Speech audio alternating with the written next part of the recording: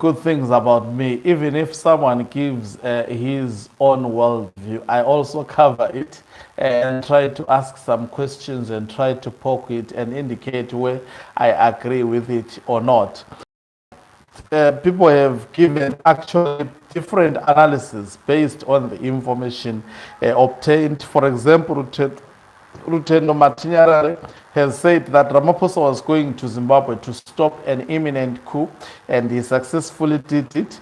On the other hand, we have Hopewell Chingono saying that the possibility of a coup in Zimbabwe would be totally impossible because Ramaphosa going to Zimbabwe, he went to stop it. That's what he said. And he said he is supporting Constitutional Amendment Bill number 3 of 2026. Now, using all these two world views, I am still of the opinion that there are signs that in fact Ramaphosa did not stop the possibility of a coup in Zimbabwe. And I'll be demonstrating this on this live broadcast. Greetings and welcome to your lovely channel, the Hlonipani Global News. If you're watching us for the very first time, please do remember to press the red or black subscribe button so that next time when we beam live, you become the very first one to watch us. So, there is a post that was posted by Amen Mhlanga, who is a lawyer who is currently overseas at the moment, who hasn't returned in Zimbabwe. Blessed Mhlanga. He posted a post today. I think I didn't have time to obtain it. In that post, he put the visuals of the son of Paul Temta Ngwarara. I mean the daughter rather, sorry, the daughter of Paul Temta Tungwarara, where she was dishing out the money. And he wrote something. He says, people, when I was doing my job, remember he is a journalist in Zimbabwe. Of course, he's overseas at the moment, but he's still a journalist. He says, when I was doing my line of work, I learned that the people who privately opposed the Constitutional Amendment Bill number 3 are the ones who are actually supporting it during the broad daylight. Now posting the visual with the daughter of Paul Temta Tungwarara. Let's hold that there. So that on its own shows that it speaks volumes about the intelligence network of retired General Chiwenga. Now, if you have got people who are publicly endorsing during broad daylight Constitutional Amendment Bill number 3 and also secretly opposed to it, then that is the intelligence net. These are the people who update retired General Chiwenga at night about the plans and the schemes of Emerson Tambutso Mnangagwa, and the network may be too big.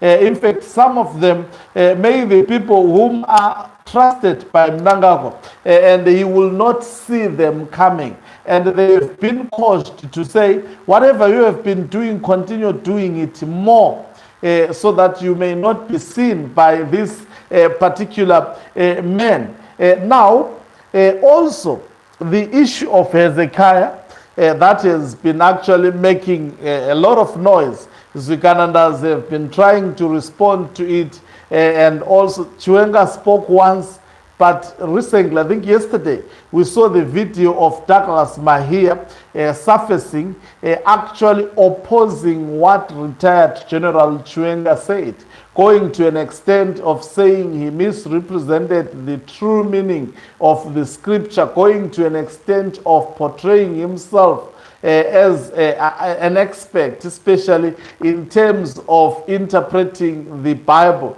But also he went, in fact, he did not properly explain it, but he did so in a partisan manner and to support his faction within ZANU-PF. And the fact that Hosea is, King Hosea's scripture is still waves when Cyril Ramaphosa, who is purported to have come to Zimbabwe to stop the coup, has gone. That on its own is a clear demonstration that, the fight is still going on. The fact that the people who are supporting Mnangagwa, they are still poking retired General Chiwenga.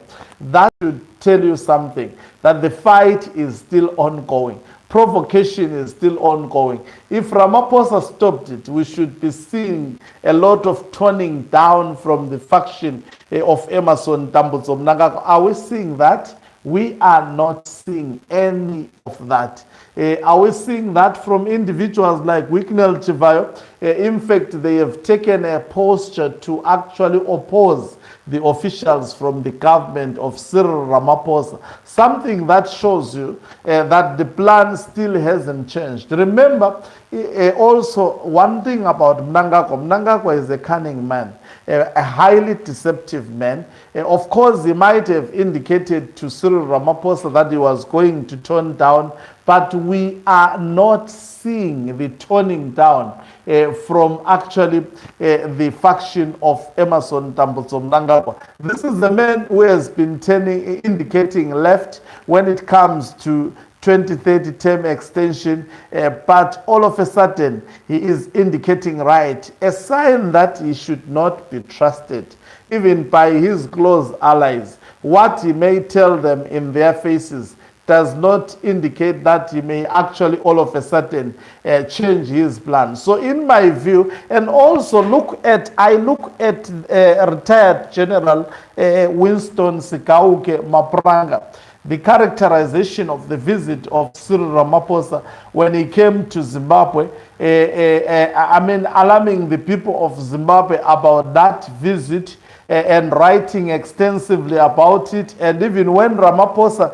had gone to back to South Africa, still writing something demonstrating to the people of South Africa why Zimbabweans will always flock to South Africa, seemingly not pleased by the visit of the president of South Africa to Zimbabwe. That on its own may be indicative of what we are being told by journalists and some who claim to have information from the institutions or officials in Zimbabwe may have been misled or maybe having a totally wrong information altogether. So at the moment, you know, these are the dynamics with dictatorship. You cannot always get the right information. But from the look of things, if you see from the cabal of Mnangagwa, they are still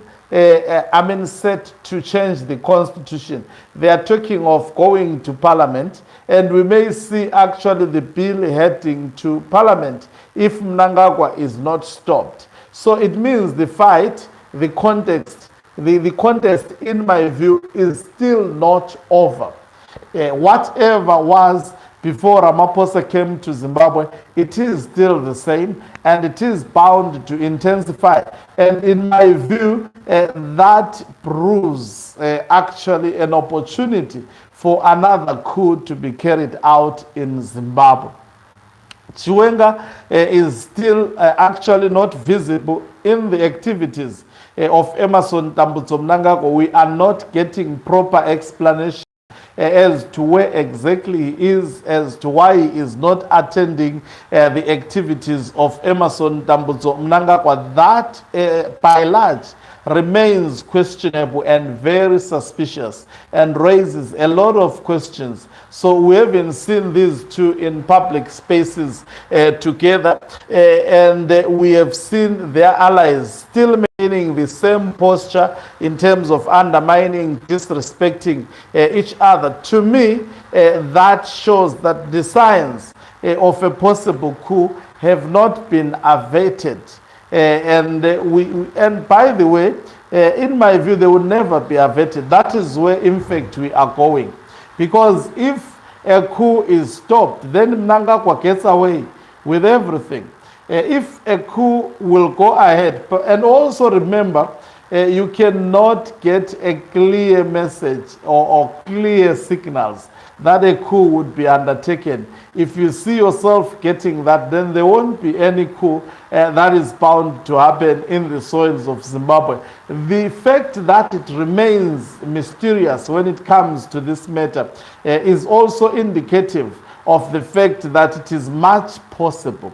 Everything that we've been told about what Mnangagwa will do, we've seen so many scholars, some were supporting opposition.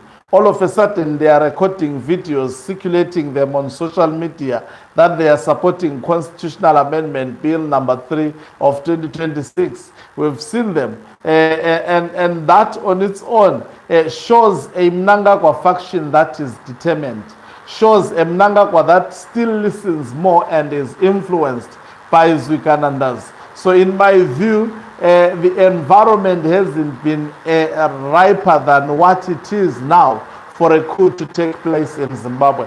Thank you very much for watching us.